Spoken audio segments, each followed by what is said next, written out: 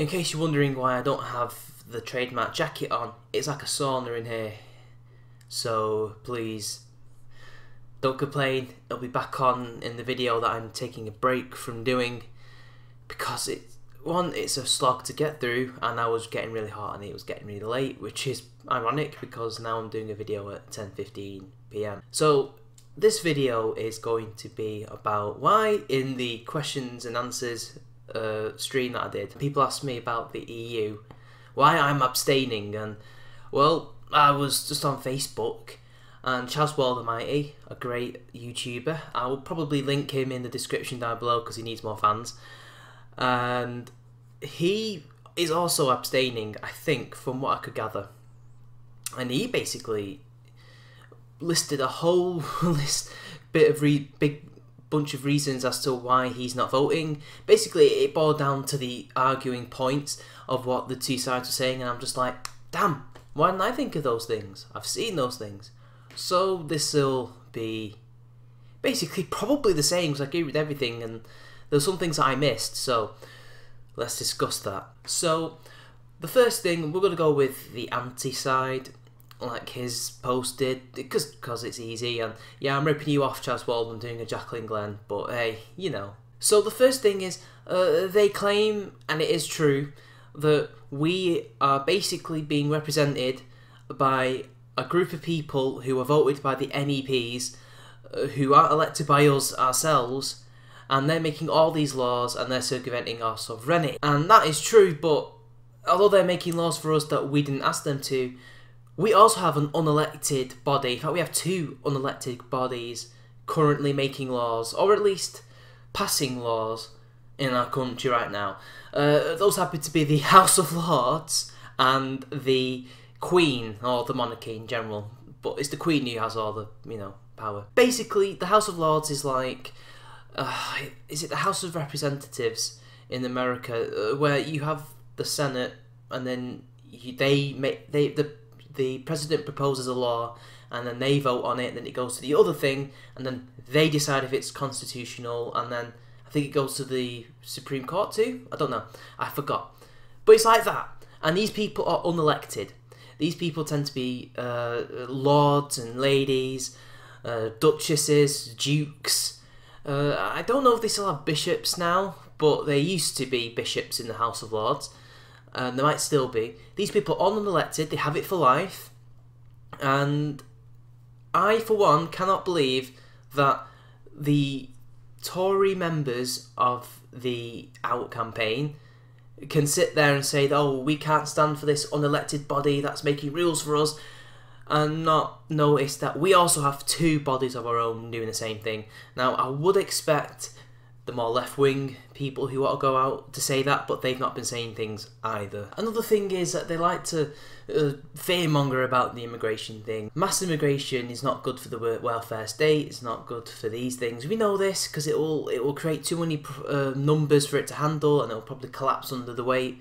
We know this, it's not economical viable, but the problem is they're using it too much as a fearmongering tactic rather than just, discussing it honestly and openly like we should be doing. It's obnoxious and it's annoying. Case in point, where I live, when I walk out the door and turn left, there is a billboard that's for the Out campaign, and it's about Turkey, and basically all it says is Turkey might be coming into the EU, or they will be coming into the EU. I still can't remember if they're coming in or not. I don't want them in, by the way, people, for obvious reasons. And basically all it says is they have 74 million people, which is only, what, only a couple million more than what we have. We've got about 65, if not 70 million now.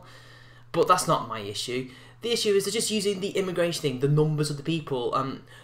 They're going to say, we'll have the whole of Eastern Europe, and then all these Turkish people coming over, and they'll be obviously stealing your jobs and creating a strain. Some of it might be viable, but it's like, that's not how I would have argued the Turkish thing. I said, well, they have a religion that doesn't fit our way of life. Even though we have Muslims already living here, they, for the most part, seem to be more integrated than people in France or wherever.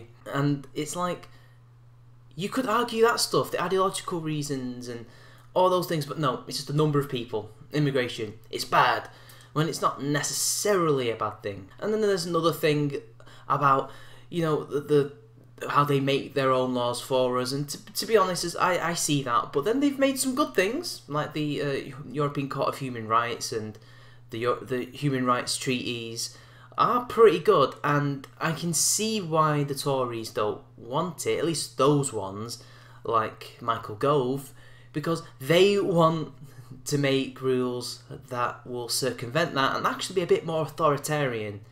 We've seen this. So I can't really agree with that, but I agree with some other things that might actually harm us. Now let's get with the inside. No pun intended.